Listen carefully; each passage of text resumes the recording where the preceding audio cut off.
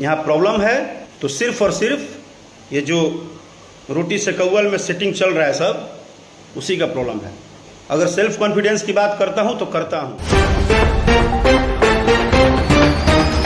नमस्कार दोस्तों, जी भोजपुरी चैनल में आप सभी का स्वागत है। और दोस्तों, आप लोगों ने एक कहावत तो सुने ही होंगे कि उल्टा चोर कोतवाल के डांटे। जी हाँ दोस्तों, यही हाल हो रहा है पवन सिंह जी के फैन के साथ। खुद तो चोरी करते हैं, ऊपर से सीना जोड़ी भी करते हैं। दोस्तों, आप सबको बता दूं कि आजाद भारत में गुलाम की तरह बिहेवियर किया जा रहा है राकेश मिश्रा के साथ। क्या है वीडियो की पूरी जानकारी आप सबको बताने वाले हैं। उससे पहले अगर आप भी भोजपुरी से जुड़ी अपडेट पाना चाहते हैं तो हमारे इस चैनल को सब्सक्राइब करके वीडियो को लाइक जरूर कर लीजिएगा। और चलिए बिना किसी देरी को वीडियो को शुरू करते हैं। तो दोस्तों, सबसे पहले इस वीडियो क्लिप को आप लोग ध्यान से देखिए और इसी वीडियो क्लिप में सारा विवाद का जड़ है। तो इस वीडियो क्लिप को आप लोग ध्यान से देख लीजिए और आप लोग फैसला कीजिएगा कि कौन गलत है और कौन सही है।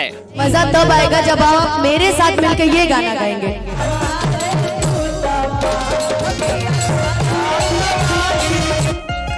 मेरा एक इतिहास रहा है, हम अपने सेल्फ कॉन्फिडेंस में जीना हमेशा सीखें। तो दोस्तों, आप लोगों ने देखा कि किस तरीके से जो है कि एक स्टेज शो के दौरान अनुपमा यादव जो है कि राकेश मिश्रा को फोर्स करती है कि पवन सिंह जी का गाना पियर की फराक वाली का मेल शब्द को आप गाइए और फीमेल शब्द को मैं गाऊंगी, तब आपको मानूंगी। तो राकेश मिश्रा बोलते हैं कि मेरा एक इतिहास रहा है कि मैं अपने सेल्फ कॉन्फिडेंस पे जो है कि जीता हूं। तो दोस्तों, आप ही लोग बताइए, क्या जरूरी है कि राकेश मिश्रा पवन सिंह जी का ही गाना गाएंगे तो स्टेज शो करेंगे और नहीं गाएंगे तो नहीं करेंगे? क्योंकि राकेश मिश्रा जो खुद एक जो है कि भोजपुरी का एक स्टार है और उनका खुद का गाना जो है कि इतना हिट हुआ है कि खुद का गाना भी गा सकते हैं, दूसरे के गाना जो है कि क्यों गाएंगे? तो दोस्तों, आप लोगों को इस बारे में क्या कहना है कमेंट करके जरूर बताइएगा और चैनल पे नए हैं तो सब्सक्राइब कर लीजिएगा। और चलिए मिलते हैं नेक्स्ट वीडियो में न्यू अपडेट के साथ।